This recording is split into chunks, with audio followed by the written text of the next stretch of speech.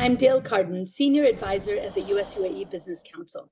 I'm pleased to introduce the latest episode of our digital series, The Council Talks COP28. In this series, we speak to representatives of American and Emirati companies that are championing sustainability and playing a vital role in supporting COP28 in the UAE. In this new episode, we interview Dr. Gavin Towler, Corporate Chief Scientist, Sustainability Technologies at global technology and manufacturing giant Honeywell. Dr. Towler talks about Honeywell's journey in reducing their carbon footprint by 90% since 2004.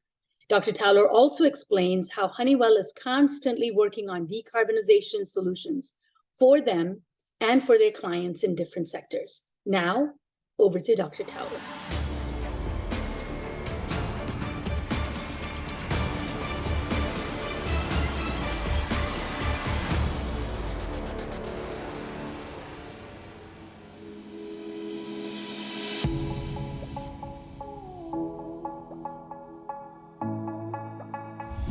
Across Honeywell's own facilities, we have a plan to reach carbon neutrality by 2035.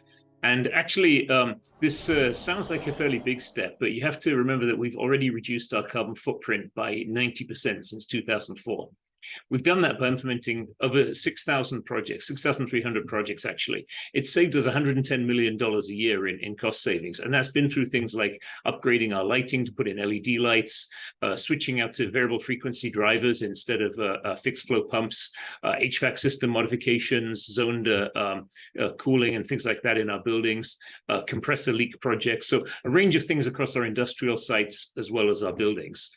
And as we go forward, closing out the remaining part of our missions and getting to 2035, what we're going to be relying on is increased deployment of renewable power to address our Scope 2 emissions by switching to renewable electricity. More use of some of that will be generating the renewable power ourselves, and some of it will be through power purchase agreements. And then in our industrial facilities, we're going to be looking at electrification and at carbon capture, and possibly some of our bigger chemical sites will switch to using hydrogen as a fuel.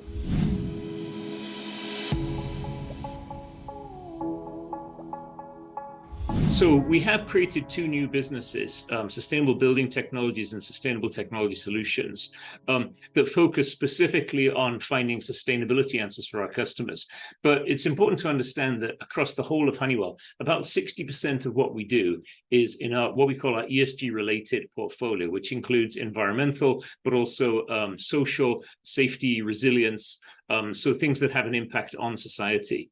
And so although these two new business areas have a very specific focus, almost all of our businesses are working on things that address the ESG portfolio. When you look at the portfolio of these two new groups, sustainable buildings, obviously our building technologies, we do building management, we do healthy buildings, we do building security, fire alarms, things like that. So a lot of that's already ESG oriented. But in particular, energy savings are a big focus. In fact, we've had a business doing energy audits and energy savings for buildings for a long time. We've actually executed 3,400 projects on energy savings and guaranteed $9 billion in savings for our customers. In fact, there's 10 million buildings worldwide use Honeywell management systems. On the Sustainable Technology Solutions side, this is more aimed at our industrial customers.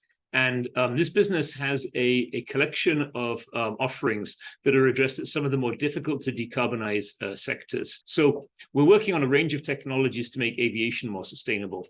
We're also looking at technologies for making low carbon intensity hydrogen, whether that's by steam reforming methane with carbon capture, which is called blue hydrogen, or electrolyzing water, which is called green hydrogen. And then in this business, we also have technologies for carbon capture, for emissions monitoring, for looking at the methane emissions from sites, and for enabling more renewable power by deploying grid-scale energy storage solutions.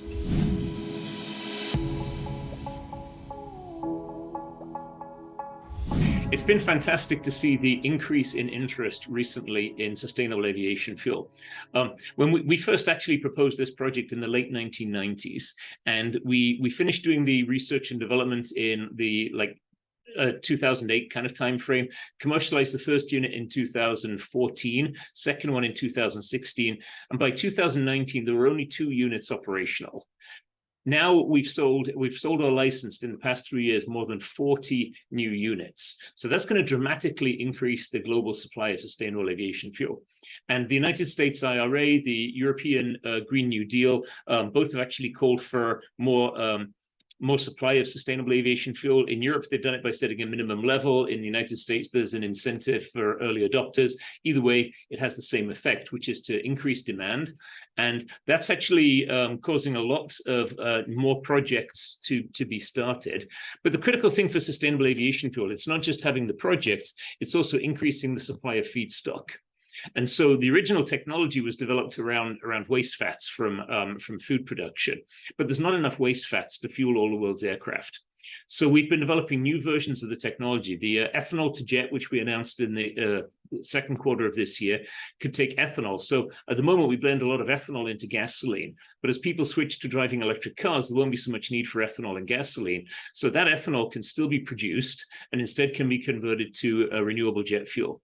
And then I talked also about the E-Jet, which is capturing CO2 out of the air using renewable electricity, and then also using renewable electricity to make green hydrogen and reacting the two of them together to make a jet fuel. So a circular carbon system that basically requires the input in the form of renewable energy to generate a jet fuel that can then be burned on aircraft and, of course, recaptured and infinitely recycled.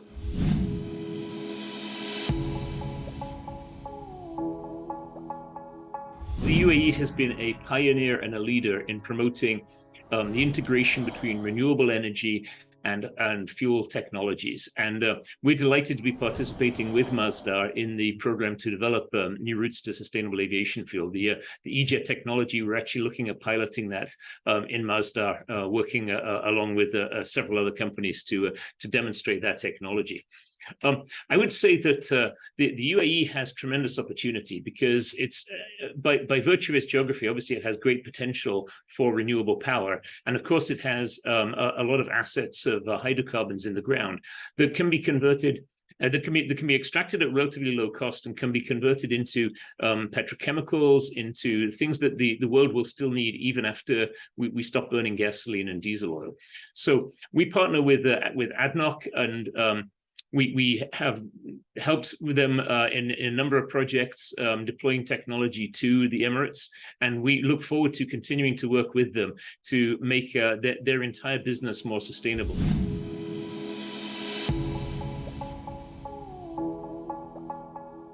So I'm very much looking forward to attending the COP28 meeting. I think that the Emirates has really gone out of their way to make it a much more inclusive meeting and to bring a whole range of voices together so that it's not just governments reporting on their numbers, but a lot of different stakeholders are going to be there and talking about things. I think one thing that will be a big focus at the COP will be what can we do around methane emissions? We have technologies that can actually help this. Obviously, if you capture the methane, you can sell it as a fuel. So again, it's one of those options that not only reduces your carbon footprint, but actually has a really good payback.